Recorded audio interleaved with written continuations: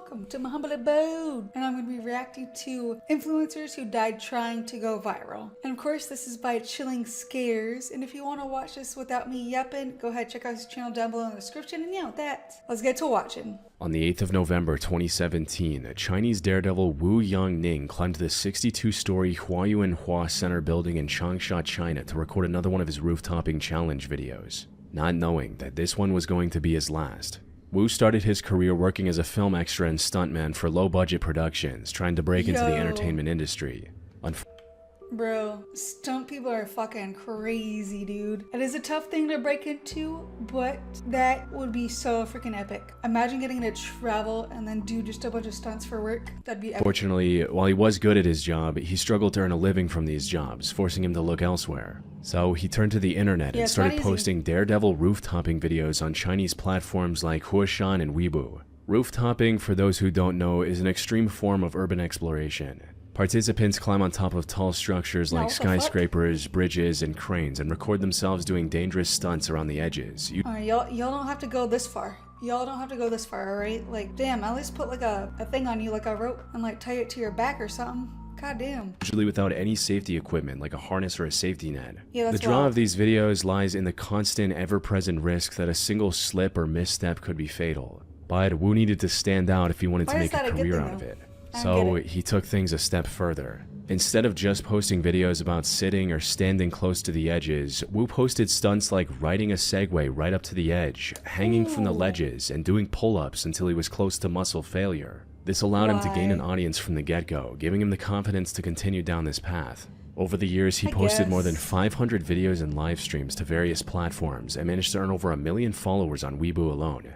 These videos also earned him close to $83,000, making... Okay, so I can see why people would do that for money. I mean, that's a lot of money a year, but like you're also putting your life on the line all the time for this. And then you always have to like up your game. So you're gonna have to like make even more like scary and daring videos. And then in the end, is it really worth it though? Probably not. I don't know. This is full-time career. Doing these crazy stunts allowed him to earn a better life for himself and his loved ones. There was just one massive problem.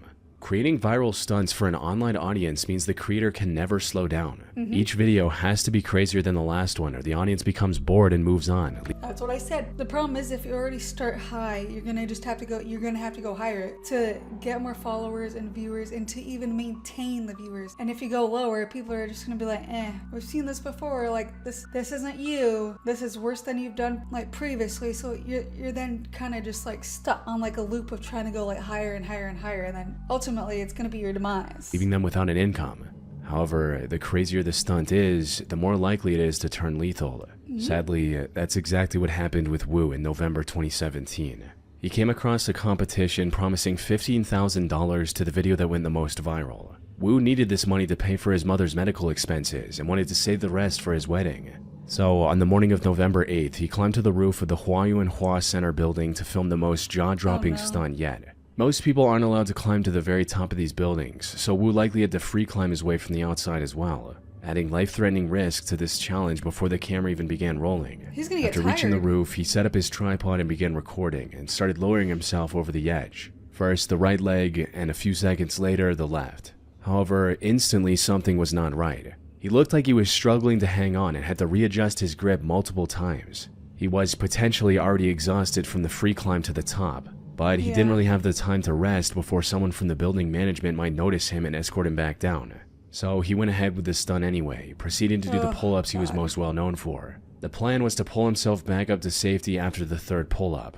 He'd done the same dozens of times in the past. Unfortunately, things did not go as planned. The video showed him struggling to pull himself back over the edge after the third pull-up. He tried to use his feet, but the side of the building was too slippery to generate any traction. Wu kept trying, until his grip failed, sending him plunging 45 feet onto a lower terrace below. He did not survive this fall, and since he was completely alone when trying to record this video, no one knew what happened to him right away. His girlfriend filed a missing person report when he didn't return home, but it wasn't until the next day that a window cleaner discovered his remains. Wu wanted a better life for himself and his loved ones. Sadly, the risk he took for this viral stunt cost him everything. So in the end, was it worth it? No. Sometimes people have to know their limits. Genuinely. Like I don't know. Like, the whole system just fucking sucks. Like, you need money, but he felt like the only way he could get money was to do this, to do crazy stunts for people to actually, like, notice him and, you know, give him money. Like, it's just such a sad state of, like, the world, you know, that you have to go be crazy in order to, like, provide for your family. But also, like, the whole like $15,000 prize thing for, like, the most viral video, they should have, like, put, like, a warning on it, or like a system in place where it says, we will not accept these certain videos where you put your life in danger, someone else's life in danger. That way people like this wouldn't try insane stunts like this, you know? Like, I feel like they should put something like that in place, you know? I don't know. But anyway, that's my thoughts. Well, let me know what you all think about this in the comments, and yeah. All right, let's continue on. On the night of February 5th, 2021, the Urban Air Trampoline Park in Hermitage, Tennessee was filled to the brim with families and friend groups looking to enjoy the weekend night. However, on this night specifically, this would not last long. As one of the friend groups at the park was walking out into the parking lot, they saw a man running at them with a massive butcher knife in his hand. This was 20-year-old Timothy Wilkes, an upstanding and hardworking person who was just a month away from graduating as an HVAC technician. His future looked bright. However, Timothy's primary interest was in something else. He watched a lot of prank channels on YouTube and wanted to go viral with a prank of his own. More specifically, he wanted to film a fake robbery prank where he records himself pretending to rob someone and then uploading their reaction to the internet. Alright, we see where his downfall went. We see. Do you know most of these prank videos are fucking fake? And then also, to go out and just, like, pretend to, like, go after someone and try and rob them. 1, you don't know who they are. 2, you don't know what they've been through or what they are capable of. And then 3, you don't know what they're carrying. They could also be carrying a knife, a machete, a gun, you know, some sort of weapon on them. They will have so many things can go wrong with these types of things. But, like, also it's not really a prank because it's not funny to, like, prank someone like, I was just kidding. I wasn't gonna really hurt you. I wasn't really gonna, like, steal from you. Why do people think these are actual pranks? Things can go wrong in a matter of seconds with these things. Like, but an important thing about almost crazy. all of these prank videos that he was watching on YouTube is that they were staged.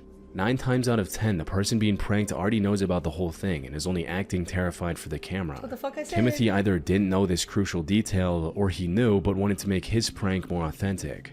So, on the 5th of February 2021, at around 9:25 p.m., he lunged at a group of friends with a knife in his hand. The plan was to scare them and then reveal that it was a prank before things got out of hand. What Timothy didn't know was that one of the people in this group, 23-year-old David Starnes Jr., was carrying a concealed firearm. From David's perspective, Timothy was a random man charging at him and his friends with a knife. In a split-second decision, David drew his firearm and opened fire, hitting Timothy once. Unfortunately, this one shot proved lethal, resulting in Timothy passing away before any help could arrive. David stayed at the scene until the police arrived and explained everything that had happened. He was detained at the time, but the police released him later as his actions were deemed self-defense. I mean, that's literally what I fucking said. Like, you just never know if something's a prank or not, and people are most likely going to protect themselves, their family, and their friends, you know? So, like, you can't fault them on that, but, like, also, why did he think trying to do this type of prank was a good idea, especially when he was so close to just graduating and then making a bunch of money off of what, you know, he could do with his degree? I know, I guess we'll never know, but it's sad all around. It really is just fully sad.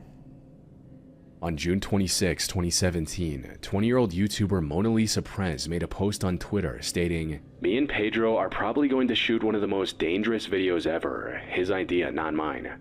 At first glance, this sounded like a severe exaggeration meant to drum up hype for her upcoming video, when in reality, calling it the most dangerous video ever was still an understatement for the tragedy that was about to unfold just 3 hours later. The lead up to this incident started back in November 2016 when Mona Lisa and her boyfriend Pedro decided to start a family channel together called Mona Lisa and Fam.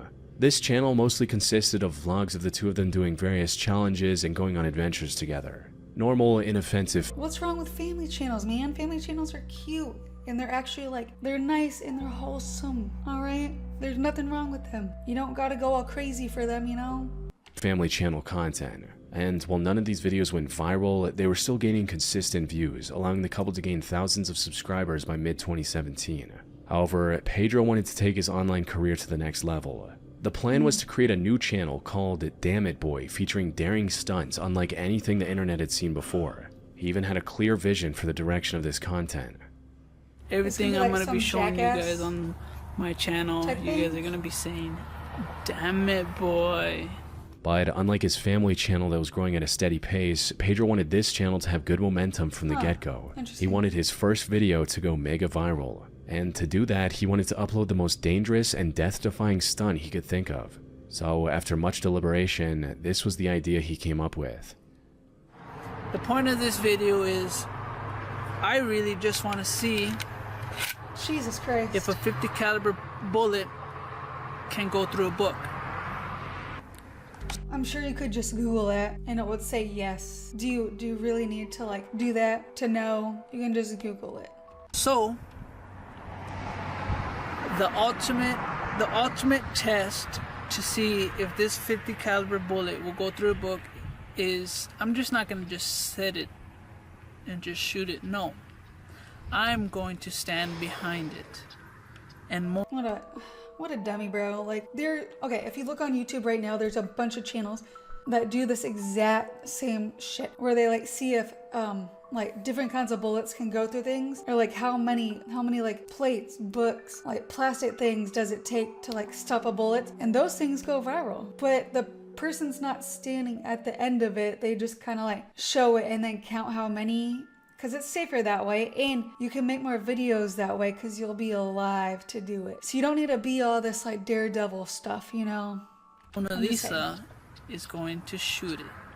No. Mona Lisa was strongly opposed to this plan, but after nearly No. 2 months of back and forth, he managed to convince her that it could work. So on the she should've just 26th said of June no. 2017, at roughly 8 p.m., Pedro did exactly what he planned. Damn. He set up the camera in the backyard of their home in Houston, Minnesota, held up the book in front of him, and told Mona Lisa to shoot. Unfortunately for Pedro, the thick encyclopedia he chose for the stunt proved completely ineffective. The high-caliber bullet went straight through the book and... I'm sorry, you're calling this thick? You're calling this a thick book?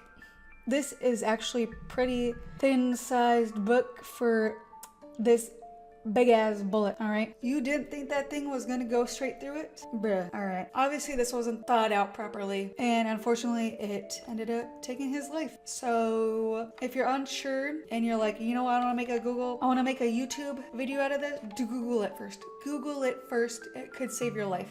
and his body. By the time help arrived, it was already too late.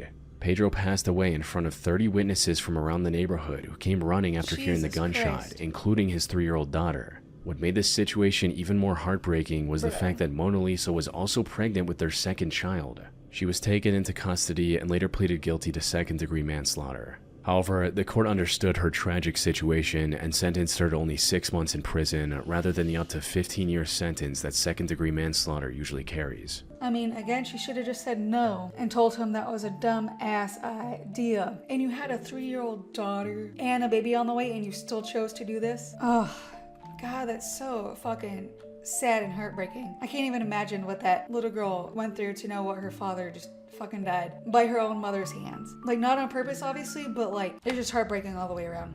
Good lord. Dmitry Nuyantin spent a decade building his reputation as a personal trainer and fitness coach in Russia. Over the years, he trained many elite athletes in person while also posting online guides and tips under the name Dmitry Fit for his more than 40,000 followers. The most notable aspect of Dmitry's content, however, was his dedication to authenticity. He followed the same program he taught to demonstrate firsthand its effectiveness. What he never anticipated was that his readiness to put himself on the line would ultimately cost him everything.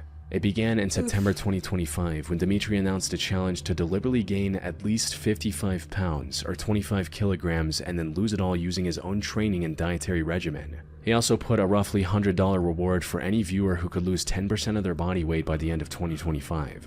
In a post promoting this challenge, Dmitry wrote, "Friends, my weight loss course is starting soon where you can win cool prizes and most importantly build a beautiful body, learn how to eat, and have fun." Things were progressing smoothly. However, there was just one major hurdle standing in his way. Gaining over 50 pounds in such a short time wasn't going to be easy. So to stay... Well, it's not going to be easy. It's going to require a lot of food, a lot of calories, and your body is probably going to hate you for it. And also, you're going to fuck up your intestines and everything about your body because your body's not going to be able to handle all that amount of food in that short amount of time. Competitive in his own challenge, Dmitry put himself on a crash diet of over 10,000 calories a day. Oh, For some Jesus context, Christ. most adult men with his build need somewhere between 2,500 and 3,000 calories to maintain their weight. He would post 10,000 is videos a lot. eating mountains of calorie-dense foods with lots of sugars and fat, and this worked just as expected. Oof. By November 18th, he weighed 230 pounds or 105 kilos and was rapidly approaching his goal. Unfortunately, the challenge came to an abrupt stop just a few days after he posted this video. Friends reported Dmitry missing training sessions, claiming that he wasn't feeling well and that he needed to see a doctor. But before he could make an appointment, Dmitry passed away from cardiac arrest in his sleep at just 30 years old. The 10,000 calorie diet overtaxed his body, eventually leading to a sudden, catastrophic collapse. I mean, like I said, that amount of food and calories is not gonna be good on your body, and ultimately it wasn't, because you know it's gonna either make you have a heart attack or a stroke, either one, or you know you could have lingering lifelong issues that go with it. So don't do that, guys. Just, you know, this is, you know, a fair warning to everyone. Just don't put your body through that, and also your mental health also has a play in it. So just don't do it. Don't do it. On July 15, 2024, Indian travel influencer Anvi Kandar, known online as the Global Journal, posted a list of her top places to visit in the country, not knowing that this would become the last time her nearly 300,000 fans would see her alive. She had been posting content on the internet since 2016 and had become a very trusted travel vlogger. Anvi visited nearly every corner of her country, highlighted underrated destination spots, and made it a point to spread positivity through her content. Good for her. However, this We need effort more was cut positivity in short this just a world. day after she posted this video. She was visiting the Kumbi waterfall on July 16th, located around 80 miles from Mumbai. The ground surrounding the 178-foot waterfall was wet and slippery. that's a pretty place, Anvi though. was being very cautious, as this wasn't her first time visiting such a place. But while trying to line up a better shot of the waterfall for her content, she accidentally took one wrong step, resulting in her losing her balance and falling down a 350-foot deep ravine. The sheer Oh, depth, shit. combined with the dense foliage, made it impossible to even see her from the top.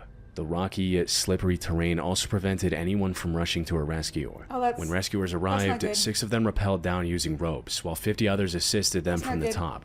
Despite the massive operation, it still took 6 hours to rescue Anvi from 6 this ravine. hours? However, they would get some good news. Bro. She was severely injured, but was still breathing. I'm sorry, she was Rescuers rushed her alive? to the nearest hospital. Unfortunately, Anvi had almost no strength left in her body and sadly passed away shortly after arriving at the hospital, leaving her once active Instagram account completely abandoned. But how are you gonna do that to me? You're gonna make it seem like she actually survived this, and then you're gonna be like, oh, but no, she died shortly after going to the hospital. Really? Like, don't do that to me, man. What the fuck? This was literally just a tragic accident. She again accidentally slipped and fell 300 some odd feet into the like water, like what, the edge of like whatever it's called. Like that really sucks though. She was just trying to spread positivity in like beautiful places in the world, and this is actually what we need more of, you know? Positivity in this world, not hatred, not just sad shit, you know, not evilness. Damn, that's awful. That sucks.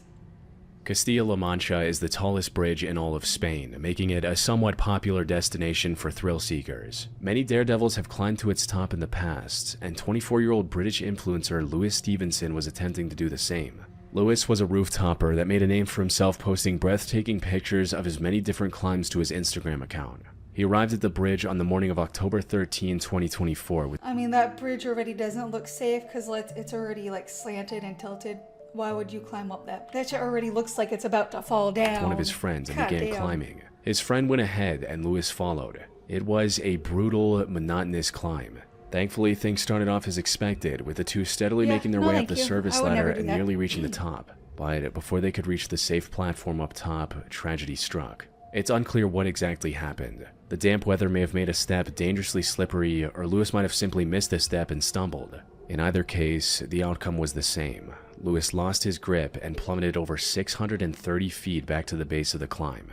His friends called the authorities immediately. Holy shit. Unfortunately, by the time they reached Lewis, he'd already passed away from the impact. The climb, which was meant to be a crowning achievement, instead became his final act. I mean, falling that many feet, you're gonna pass away on impact. Oh god, I can't even imagine like the whole the splatter of it. Oh god. And then the people at the bottom, if they even saw that, imagine what they thought when they saw this person just plummet all the way there. Jesus Christ. That's gonna leave it like lasting impacts on these people forever. Forever. Honestly, I'll just never understand how these people can love to be daredevils and like get this high from like doing shit that could possibly end them. I'll never know. I'll never know. Alright, but that was influencers who died trying to go viral. Let me know down in the comments what you all thought of these videos. And yeah, hopefully you all enjoyed this video. And with that, like it, dislike it, but at least subscribe.